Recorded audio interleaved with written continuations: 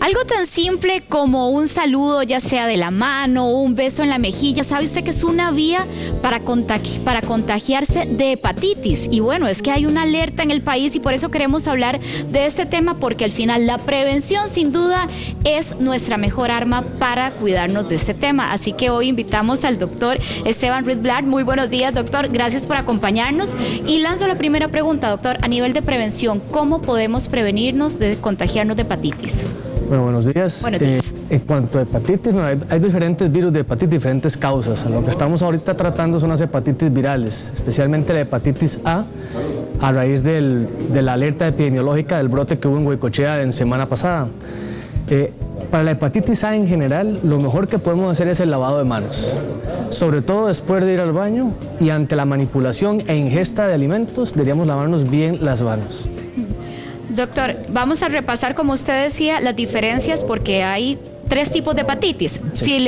Si me ayuda, claro, doctor, y nos trasladamos a la pantalla para que con la ayuda audiovisual, gracias, doctor, sea más sencillo mostrarle a nuestros televidentes los tipos de hepatitis. Bueno, son 3 tipos, bueno, hay muchos tipos más, ¿verdad? Pero estos son los más conocidos, son los que más, digamos, desde el punto de vista epidemiológico nos causan problemas en la población.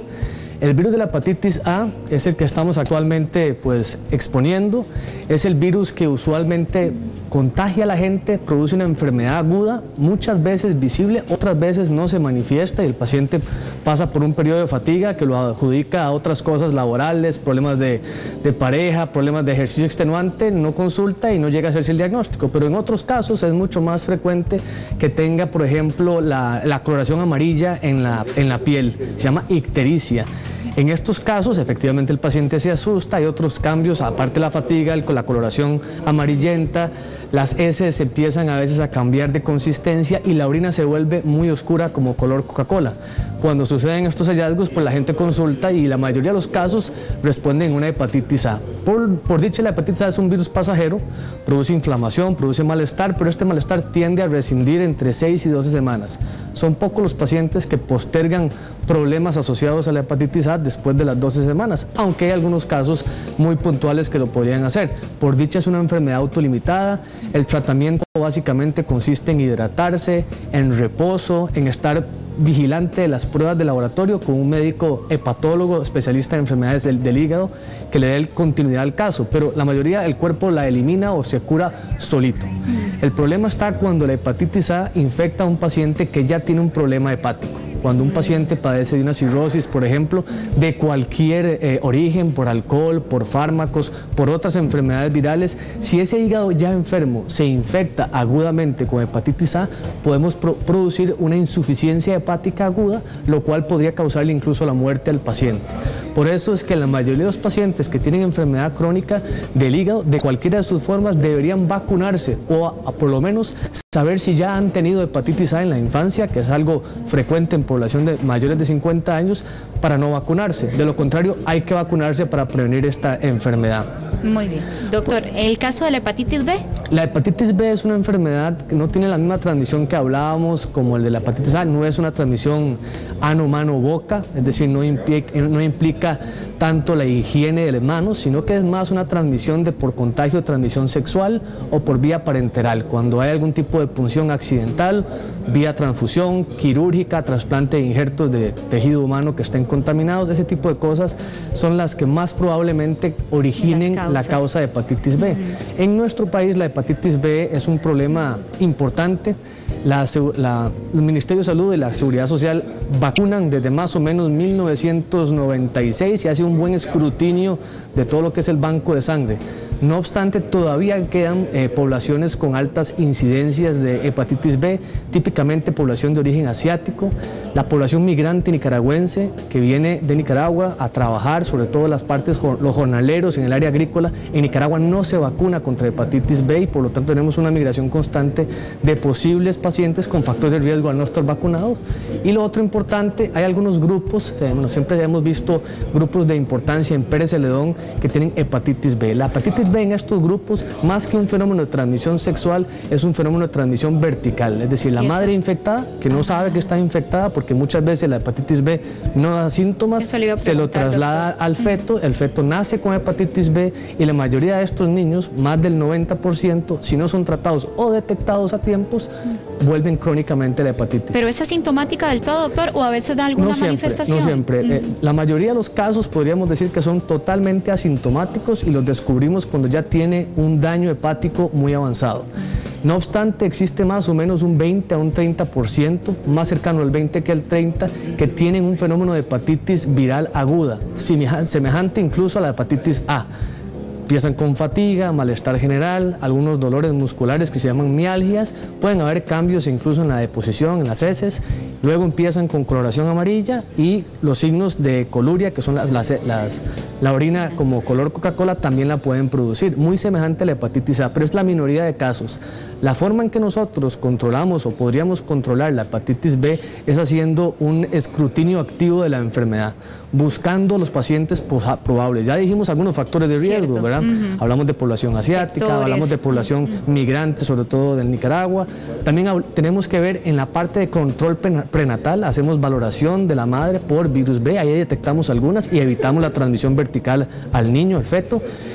Hay otras poblaciones de interés, poblaciones que tienen pues conductas sexuales distintas a la mayoría, por ejemplo, aquellas personas que trabajan como trabajadoras del sexo, población penitenciaria e incluso también población que trabaja en locales sanitarios como enfermería, medicina, son pues compañeros que están más expuestos al virus y por lo tanto deberíamos asegurar que estén vacunados, que estén adecuadamente reforzados en su programa de vacunación y por lo tanto también ver si no tienen la hepatitis B.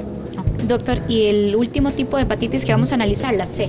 La hepatitis C es un problema, por dicha, de menor cuantía en Costa Rica. No tenemos la epidemiología que tienen otras áreas del mundo como Europa o Estados Unidos. La hepatitis C en Costa Rica, la mayoría de los casos, aunque no todos, son importados. Eso quiere decir que no son casos costarricenses autóctonos, sino son casos importados de norteamericanos o europeos que vienen de turistas o vienen a residir en nuestro país. Eso no quiere decir que no existan hepatitis C en costarricenses, sí existen, pero son la menor de los casos. Por dicha, y esto es una gran noticia porque no es algo de mucho tiempo, tenemos aproximadamente unos 5 años de tener tratamientos muy efectivos para la hepatitis C y actualmente hace menos de un año la Seguridad Social adquirió el mejor medicamento disponible para el tratamiento de la hepatitis C y somos el único país en el mundo que lo tiene disponible para todos sus asegurados. Es decir, los asegurados no tienen que cumplir ningún requisito de tener un daño hepático acumulado o una manifestación crítica de la enfermedad para ser tratados. Con solo tener la prueba virológica positiva es un paciente que puede ser tratado en la Seguridad Social. El tratamiento es muy efectivo, es muy seguro, 12 semanas de una pastilla por la mañana es suficiente para erradicar, curar a las personas en el 99% de los casos.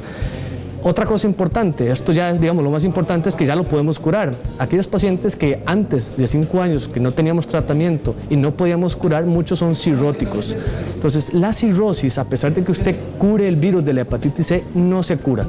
Algunos casos mejora la cirrosis, el daño crónico mejora, pero el paciente sigue teniendo su hígado dañado a pesar de que ya no tenga el virus. A pesar de ser curado del virus, tiene su hígado dañado. Y todo hígado dañado tiene que tener una continuidad de tratamiento, una continuidad de vigilancia, porque pueden producir, entre otras complicaciones, cáncer de hígado.